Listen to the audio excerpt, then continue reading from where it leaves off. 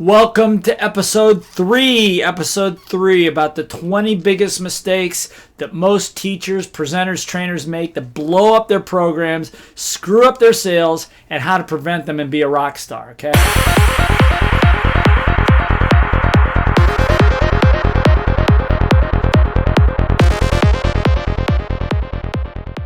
Okay, so hopefully the episodes you've watched so far, if you tested any of that, you should already notice a difference. And just trust that it gets easier and easier every time you practice. Okay, so episode 3.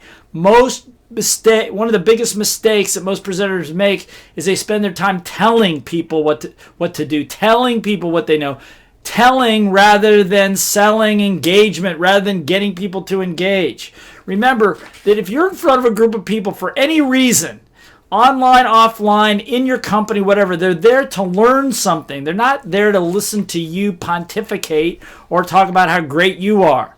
So they're there to learn something. Make it easy for them. Make it easier to do that. Remember, a lot of people have a bad memory, bad subconscious memory of school. So the minute it looks anything like school, their brain instinctively, subconsciously checks out. And you might as well be talking to a wall. Many presenters spend a lot of time explaining what they do and why they do it and why it's important and why you should do this and why you should do that. It's a trap that most speakers get into, and they wonder why they don't get the results that they're looking for, but they become legends in their own mind. As a matter of fact, they actually think that they're doing well.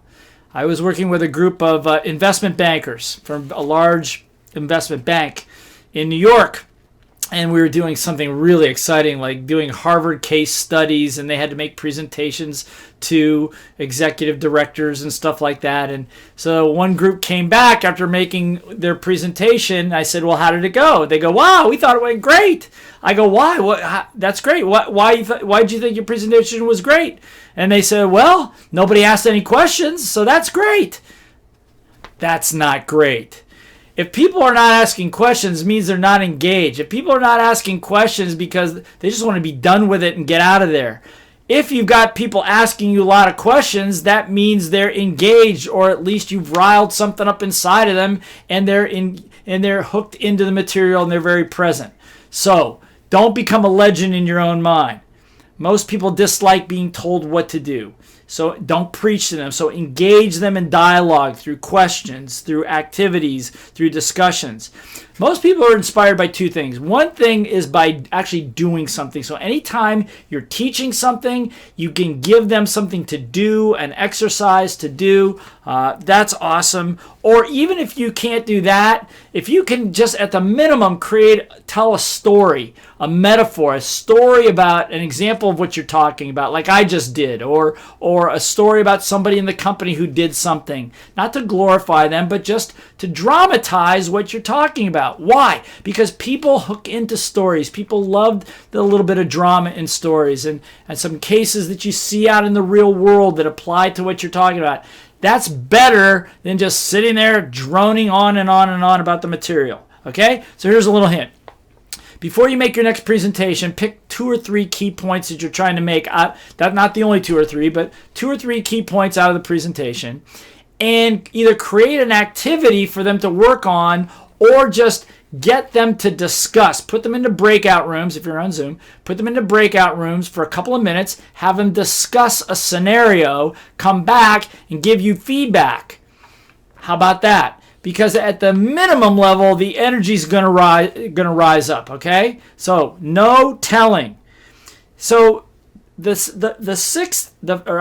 fifth piece as part of this episode 3, the fifth biggest mistake is talking without asking, which is related to this.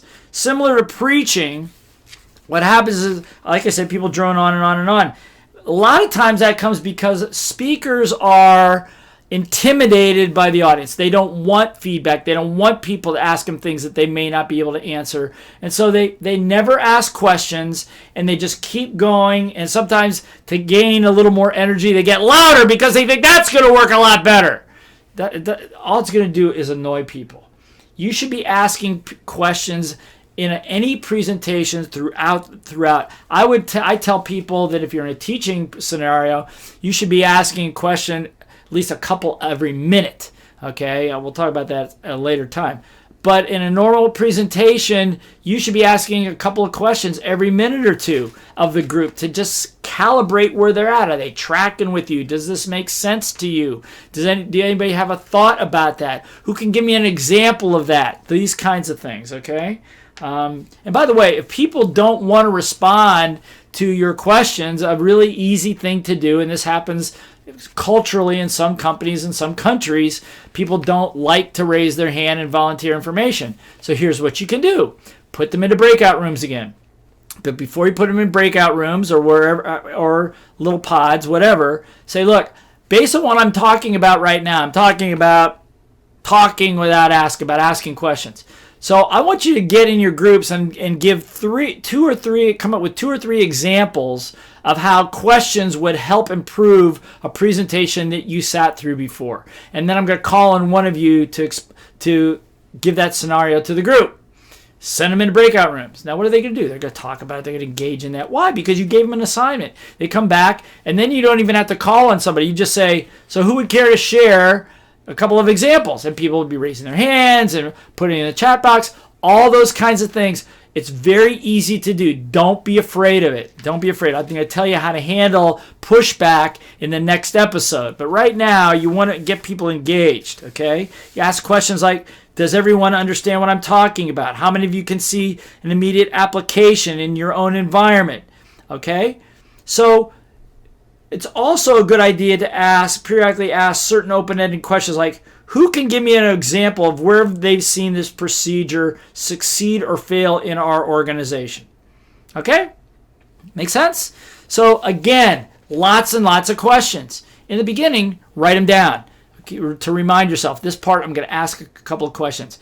And here's the thing, here's a rule. If you're going to ask a question, demand a response. Okay, now there's open-ended questions and there's closed-ended questions. Closed-ended questions are like, does everybody understand what I'm talking about? If so, type in yes in the chat box. If no, type in no, or give me a thumbs up if you understand. Give me sideways if you're not sure. Give me a thumbs down if you don't understand.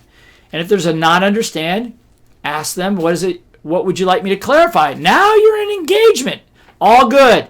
But I'll tell you what, death on Zoom is you droning on and on and on. And what they're doing is they're kind of looking at you. You see their eyes dropping periodically. What are they doing? They're texting. They're doing other stuff. They're not listening to you. That's not what you want. Keep them engaged. Get them typing in the chat box. Get them answering questions. And the best way to get them to respond in the chat box is by asking them a question. So if I told you if we could start on September 15th or October 15th, which do you prefer, A or B? A, September, B, October. Type in the chat box, A or B. What are they gonna, so A, B, B, B, B, A, and you got to go, oh, okay, so about 50-50. So why B? Who can tell me why? Now I'm engaged. Well, I've got so much material, I got to get covered all in time. Let that go. If it's your own organization, you got all the time and the length of your organization, okay? If you have a certain amount of time in a webinar, choose it wisely. But understand that if you're doing a webinar and you're going to take them to another webinar or to another masterclass or something else, you're going to teach them all the good stuff there and in the subsequent other programs. You can't possibly teach them. But if their energy's good and they love the program and they're engaged with you and they feel like they've been a part of a discussion, I've said this before, I'll say it again. Presenting is not a performance. It's a conversation. I'll say it again. Presenting is not a performance. It's not a show. It's a conversation in the way I'm teaching it to you. That's why it's easy. You just need to be yourself and engage people in the conversation. Okay? So hopefully this helps. This is episode 3. And next episode we're going to talk about what happens if people do actually ask some questions you're not prepared to handle. And I'm going to show you exactly how to get that done, okay? Because what happens, most people avoid it. And by avoiding it, you bring the whole energy down. But if you know how to handle it, pivot it, work with it, don't even have to know how to answer it. That's a clue. You will create followers. You'll create people who admire you. Your reputation as a leader will precede you. Okay, so don't ever become afraid of it. Okay, All right, so if you have questions about this one, go to our Facebook group, which is Lead, Teach, and Inspire Facebook group, LTI Facebook group, Lead, Teach, and Inspire Facebook group. Ask any questions that you have. You have some comments about it. You have some disagreements about it. Engage there. Be happy to respond to those. And by the way, a lot of this is coming from the 20 biggest mistakes that almost every single presenter and trainer make in the world, and how to avoid them, become a rock star. Okay, so if you want that, give us a comment back, say 20 mistakes, and we'll send you the whole document, okay? So again, thank you. Teachers are leaders. Leaders are teachers. The world needs you as a teacher leader more than ever before. Be amazing.